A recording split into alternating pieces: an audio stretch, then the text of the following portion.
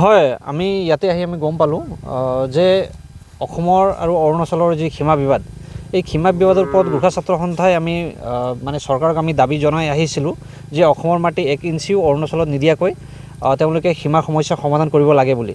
কিন্তু আমি ইয়াতে গম পালোঁ যে অসমৰ কিছুমান মানে মাটিৰ দালালসকলে অৰুণাচলী কিছু ব্যক্তিসকলৰ লগত লগ লাগি মানে আমি তেওঁলোকৰ মতে গম পোৱা মতে কোনোবা দিৰচি উপাধিৰ ব্যক্তিসকল আছে, মানে তেওঁলোকে অসমৰ মাটিসমূহ অধিক মূল্যত মানে তেওঁলোকে ক্ৰয় কৰি আছে। প্ৰায় 10 গুণ অধিক দামত অসমৰ মাটিসমূহ অৰুণাচলী লোকসকলে ক্ৰয় কৰি এই মাটিসমূহ অৰুণাচলত অন্তৰ্ভুক্ত কৰাৰ এটা ষড়যন্ত্ৰ তেওঁলোকে ৰচনা কৰি আছে।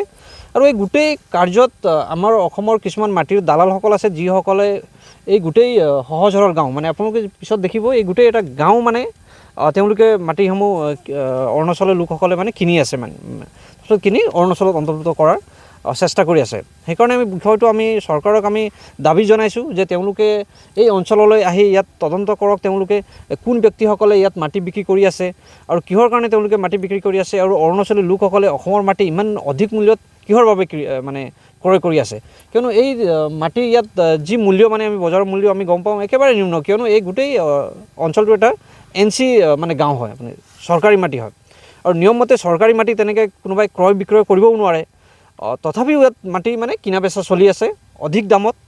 আৰু সেইকাৰণে আমি কিবা এটা ৰহস্য আমি গোন্ধ পাইছোঁ যে অৰুণাচলী লোকসকলে ইমান অধিক মূল্যত অসমৰ মাটি, মানে এই মাটিটো আপোনাৰ নদীৰ কাষৰীয়া মাটি, গোটেই আপোনাৰ পথাৰ মাটি তেওঁলোকে ইমান দামত মানে কিনি গোটেই মানে অৰুণাচলত যি সমূহ এটা চেষ্টা কৰি আছে, সেই গোটেই বস্তুটো বন্ধ হ'ব লাগে। আমি প্ৰশাসনক দাবী জনাইছোঁ। আমাৰ অসম চৰকাৰৰ আমাৰ যি ভূমি বিভাগ আছে, ৰাজহ বিভাগ, তেওঁলোকে আহি ইয়াত উচিত তদন্ত কৰক, আৰু যি ব্যক্তিসকলে মাটি বিক্ৰী কৰি আছে তেওঁলোকৰ ওপৰতো তদন্ত কৰক, আৰু যি ব্যক্তিসকলে মাটি কিনি আছে অৰুণাচলী লোকসকলে সেই মাটি কিনা ব্যক্তিসকলৰ ওপৰতো তদন্ত কৰক। আৰু আমি মানে এইটো কোৱা নাই যে অৰুণাচলী লোকসকলে অসমৰ মাটি কিনিব নোৱাৰে বুলি কোৱা নাই, তেওঁলোকে কিনক, কিন্তু ৰাজহ তেওঁলোকে অসম চৰকাৰক ভৰিব লাগে। ইয়াতে আপোনালোকে দেখি পাব যে গোটেই কিছুমান তাত স্কুল তেওঁলোকে নতুনকৈ স্কুল খুলিছে, ইয়াতে ৱাইন শ্বপ খুলিছে তেওঁলোকে, আৰু তাত এড্ৰেছটো অৰুণাচলৰ মানে ইয়াত লিখি আছে তেওঁলোকে।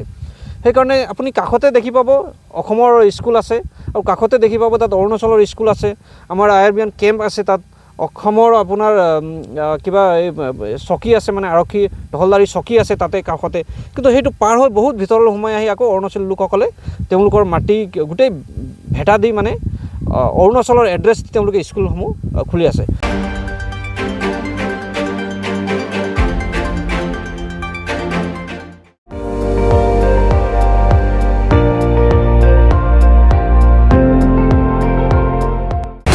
আপুনি চাই আছে ND24, সৰ্বশ্ৰেষ্ঠ নহয় সৰ্বোত্তমৰ দৌৰত।